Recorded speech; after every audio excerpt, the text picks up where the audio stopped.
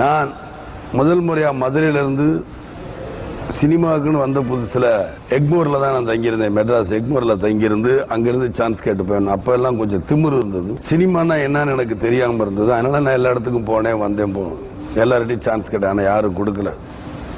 அதுக்கப்புறம் சேனாஸ் ஃபிலிம்ஸ் மர்சூக்குங்கிறவர் எனக்கு ஒரு சான்ஸ் வாங்கி கொடுத்தார். அந்த படத்தில் நான் நடிச்சுக்கிட்டு இருக்கும்போது என்னை வேணான்னு சொன்னாங்க. வேணான்னு சொன்னதுக்கப்புறம் தான் உண்மையான சினிமா நிலை என்ன அப்படிங்கிறது எனக்கு புரிய ஆரம்பிச்சது. அதுக்கப்புறம் நானே கஷ்டப்பட்டு கோடம்பாக்கத்துலேருந்து எல்லாம் எங்கெங்கே ஒரு 2 ஏக்கர் நிலம் வச்சுருக்கிறவங்க இப்படி போகும்பொழுது அவனுக்கு படித்தவங்களுக்கு தொழில் வேணும். அதே இந்த 2 ஏக்கர் நிலம் வச்சுருக்கவங்கள்ட்ட போய் 7000 ரூபாய்க்கு தான் அந்த ஒரு ஏக்கர் நிலத்தை எடுப்பேனா 14,000 ரூபானா 14,000 ரூபா வச்சுட்டு அவங்க என்ன பண்ண முடியுங்கிற நீங்கள் கொஞ்சம் சிந்திக்கணும். அந்த 7,000 ரூபா அவங்களுக்கு எப்படி பத்தாது இல்லை, அந்த ஏரியாவில் அந்த வேலை தான் அப்படின்னு நீங்கள் பேச முடியும். அப்போ அவன்கிட்ட அந்த நிலத்தை வச்சுக்கிறோம். ஏன்னா இது எங்கள் தாத்தா சொத்து, எங்கள் பூர்வீக சொத்து, நம்மளுக்குன்னு. மதுரை மண்ணில் விஜயராஜாய் தன் வாழ்வை தொடங்கி புரட்சி கலைஞராய் மாறி இறுதியில் கேப்டன் விஜயகாந்த் என மக்கள் அன்போடு அழைக்கும் கொடுத்து கொடுத்து சிவந்த கரங்களுக்கு சொந்தக்காரர் கேப்டன் விஜயகாந்த். சினிமாவிலும் அரசியலிலும் அவர் ஏற்படுத்திய தாக்கம் மிகப்பெரியது. சிறந்த தேசப்பற்றாளரான திரு விஜயகாந்த் தான் நடித்த திரைப்படங்கள் மூலமும் மக்களிடையே நாட்டுப்பற்றையும் விழிப்புணர்வையும் ஏற்படுத்திய பண்பாளர். அவருக்கு புகழஞ்சலிகளை செலுத்த 100வது நாள் படத்தில் என் கூட நடிக்கும் பொழுது அந்த 100வது நாள் படத்தில் நல்லா மொட்டை அடிச்சு புதுவிதமான ஒரு வேஷத்தோடு அவர் பண்ணும் பொழுது ரொம்ப சந்தோஷமா இருந்தது. அப்போ வாகனி ஸ்டுடியோவில் ஷூட்டிங்கு, ராத்திரி காட்சி, மழை பெய்கிற மாதிரி ஒரு கொலை செய்கிற மாதிரி ஒரு சீன் எடுக்கும் பொழுது நானும் அப்போ போயிருந்தேன். என்ன அப்போ சத்யராஜ் சார் சொன்னார், இல்லை சார் நான் கதை ரெடி பண்ணிக்கிட்டு இருக்கேன், ரெடி பண்ணணும், உங்களை டைரக்ஷன் பண்ணணும், அது நான் தான் டைரக்ஷன் பண்ணணும்னார். அப்போ சத்யராஜ் சாருக்கு டைரக்ஷன் பண்ணுங்கிற மோகமும் வெறியும் அதிகமாக இருந்தது. 100வது நாள் மிகப்பெரிய வெற்றி அடைஞ்ச உடனே அந்த 100வது நாள் படத்தில் நானும் நடிச்சிருந்தேன், மோகனுக்கு நடிச்சிருந்தா கூட மோகனுக்கோ எனக்கோ மிகப்பெரிய பேர் இல்ல.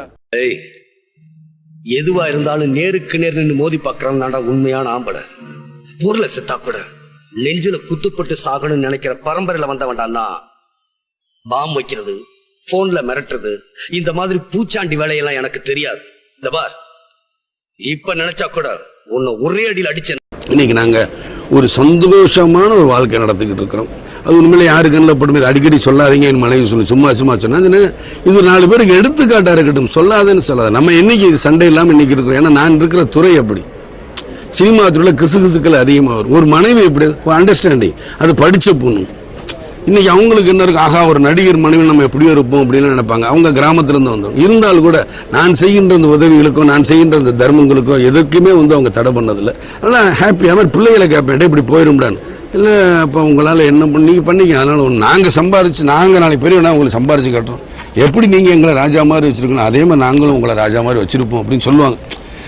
இது சொல்றதுக்கோ இல்லைன்ற விஜயகாந்த் அதிகபட்சமா பேசுறாங்களோ நீங்க நினைக்கலாம். அது உண்மையிலே என் குழந்தை.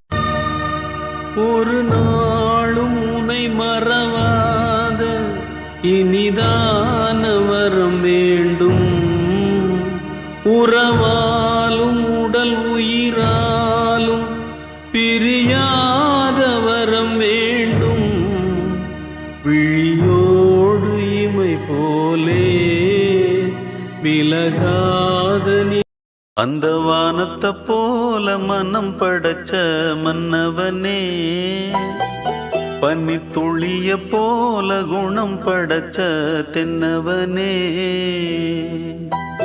மஞ்சளிலே ஒரு நூலெடுத்து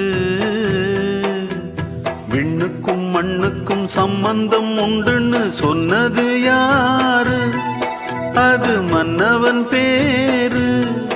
அந்த வானத்தை போல மனம் படைச்ச மன்னவனே, பனி துளிய போல குணம் படைச்ச தென்னவனே.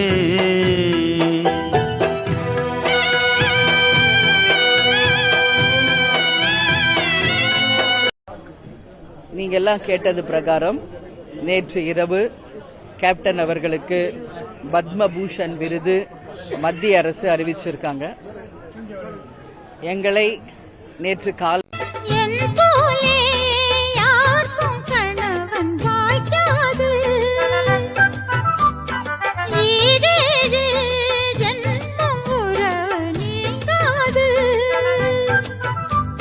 மகிழும்